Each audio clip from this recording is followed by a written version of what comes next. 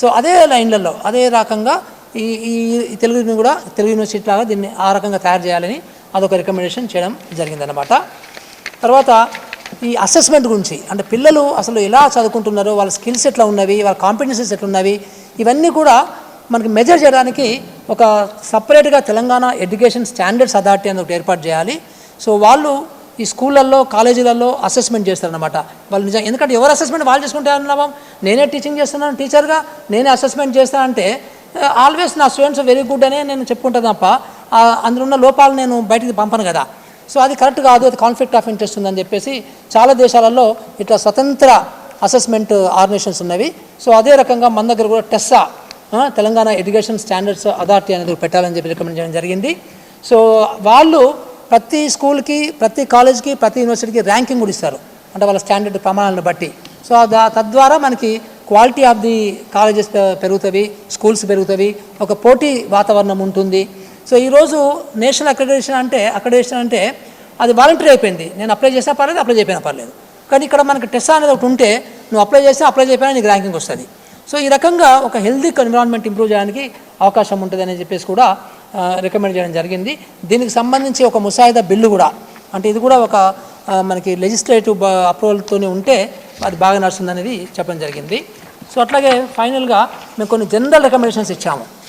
So ఎడ్యుకేషన్కు సంబంధించి general బడ్జెట్లో విద్యారంగానికి కనీసము 18% సో విద్యకు కేటాయించాలి అనే ఒక స్ట్రాంగ్ రికమెండేషన్ చేశాము.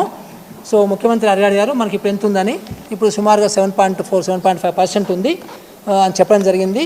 సో దేశంలో మొత్తం అత్యంత తక్కువ ఉన్నది మందే. సో ఈసారి పెంచాలని మేము రికమెండ్ చేయడం జరిగింది. సో అది కూడా ఒక రికమెండేషన్ చేశాము. అట్లాగే ఎన్ఈపీ అనేది కూడా న్యూ ఎడ్యుకేషన్ పాలసీ కూడా దాన్ని అవుట్రైడ్గా రిజెక్ట్ చేయొద్దు, అవుట్రైడ్గా మొత్తానికి ఎండార్స్ చేయొద్దు. అందులో ఉన్న కొన్ని మంచి పాయింట్స్ని తీసుకొని సో ఆ మంచి పాయింట్స్ని మనం ఇంప్లిమెంట్ చేయొచ్చు. ఉదాహరణకి ప్రీ ప్రైమరీ స్కూల్ గురించి దాంట్లో మంచి రికమెండేషన్స్ ఉన్నవి. అట్లాగే క్రిటికల్ థింకింగ్, సైంటిఫిక్ థింకింగ్ అని కొన్ని వాళ్ళు చెప్పారు అందులో. సో అలాంటివి మనం తీసుకోవడానికి అవకాశం ఉంది. అంతేగాని ఇండియన్ నాలెడ్జ్ సిస్టమ్ అని అందులో ఒకటి ఉంది. అది ఇండియన్ నాలెడ్జ్ సిస్టమ్ అంటే డెఫినేషన్ ఇచ్చేంత వరకు తెలియదు.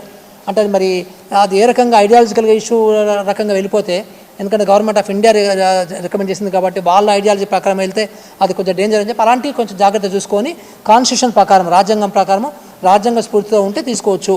అలాంటివన్నీ కూడా రికమెండ్ చేయడము జరిగిందనమాట. సో అట్లాగే ఆర్టీఈలో రైట్ టు ఎడ్యుకేషన్లో 6 సంవత్సరాల నుంచి 14 సంవత్సరాల పిల్లలకు మాత్రమే ఫ్రీ అండ్ కంపల్సరీ ఎడ్యుకేషన్ ఇవ్వాలని ఉంది. సో మేము రికమెండ్ చేసింది ఏంటంటే దాన్ని 3 సంవత్సరాల నుంచి 18 సంవత్సరాల వరకు ఎక్స్పాండ్ చేయండి, అంటే నర్సరీ నుంచి ఇంటర్మీడియట్ వరకు ఎక్స్పాండ్ చేయండి అంటే ముఖ్యమంత్రి గారు దాన్ని ఇమ్మీడియట్గా ఒప్పుకున్నారు.